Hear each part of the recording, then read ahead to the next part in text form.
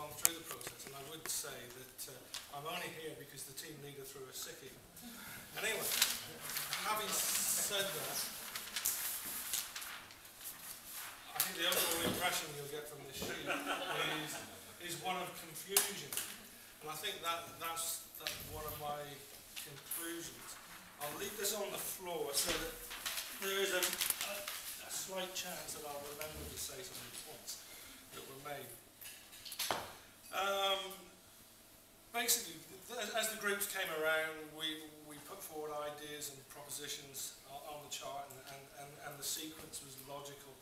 And then, as the groups continued, more information was going on. But one of the key things that was coming forward from the groups was the widely differing levels of knowledge of zero carbon and the impact on our industry. And in fact, we were getting conflicting statements. So there was one statement that went along the lines where we've won the project, but we don't know how we're going to deliver it. And then a couple of groups later, the view was, no, we've got all the information, we've got all the skills. It's just a question of using it.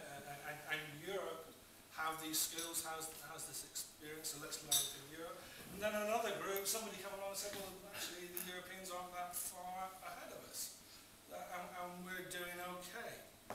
So, hence the confusion. Another key thing that in fact, it came up in the first group, was there was lots of information there, lots of toolkits. There's a code for sustainable home. There's materials, processes, and apparently there's a roadmap. I understand that's the case. I don't personally know these things. But it became quite apparent, and a couple of comments that were made. We were defining this group, and it was looking at zero carbon, and that's what we, as an industry, we should be aiming for. And another gentleman said, well, actually, what we should be going for is ultra low carbon. But one of the issues is there's a lack of definition. That we all think zero carbon or ultra low carbon.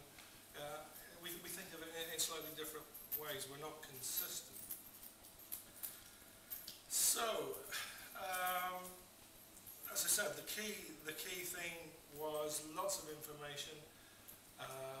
We do have skills versus, well, perhaps we do have knowledge and skills in certain areas, and we need to share those with other groups.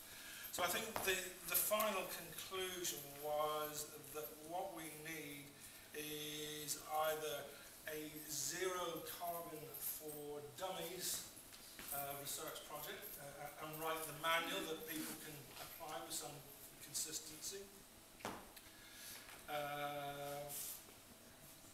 So that was a key outcome. And another point that was raised as to why there is this level of confusion is that the way that we measure our performance or whether we've achieved our goals in working towards zero carbon. How do we measure it? Well, am I correct in saying that it's a very scientific approach, it's very complex? And for many of us, that's a turn-off. We don't understand it, it's too complicated for us, so we're not going to get involved. So the zero carbon for dummies, I think, is certainly a way forward.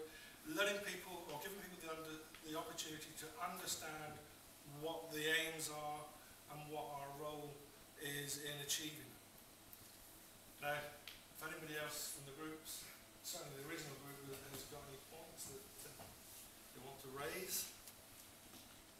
We'll come back to this. We'll pick it up in a short form, but thank you for that. Thank you very much.